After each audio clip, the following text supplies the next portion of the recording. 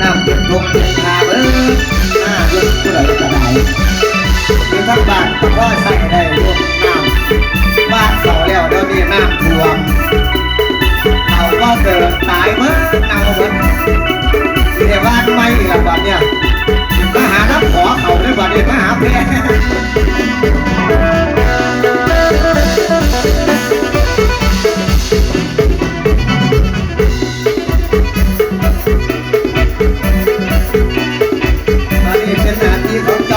สู้ทีสู้หนอกไปโหลดได้หมอลำตัวนี้สาเด้อเข้าสู้ทีสู้หนอกไปเมื่อตัวยันตัวนี้เอาหลักลาดโจโอนอน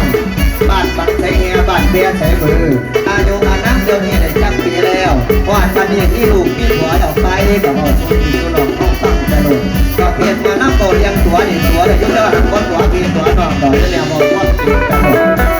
หวังคู่กันเนาะนี่กับนี่ก็นี่กับเราก็นี่ละที่เราลืมต้องยุ่งนี่มันเป็นของคู่กันรักษาก็แล้วมันคู่กันอยู่แล้วคนนี้นี่นะครับที่เรื่องว่าสิเอายืดออกคิดว่าดอกว่า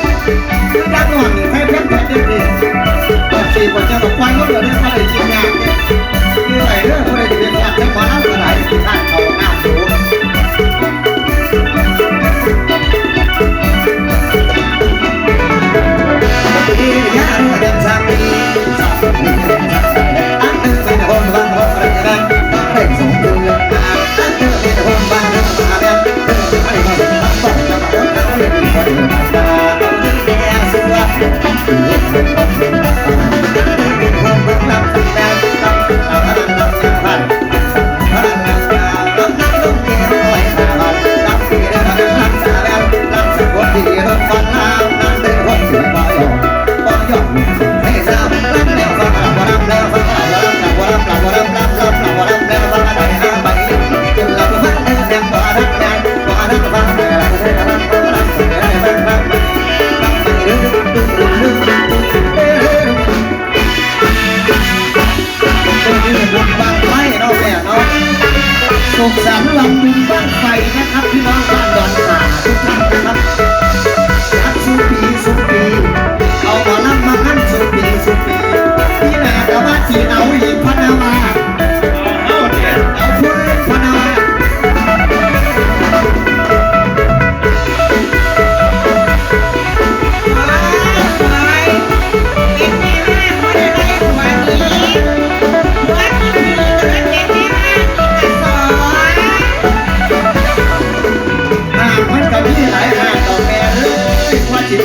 านก็ได้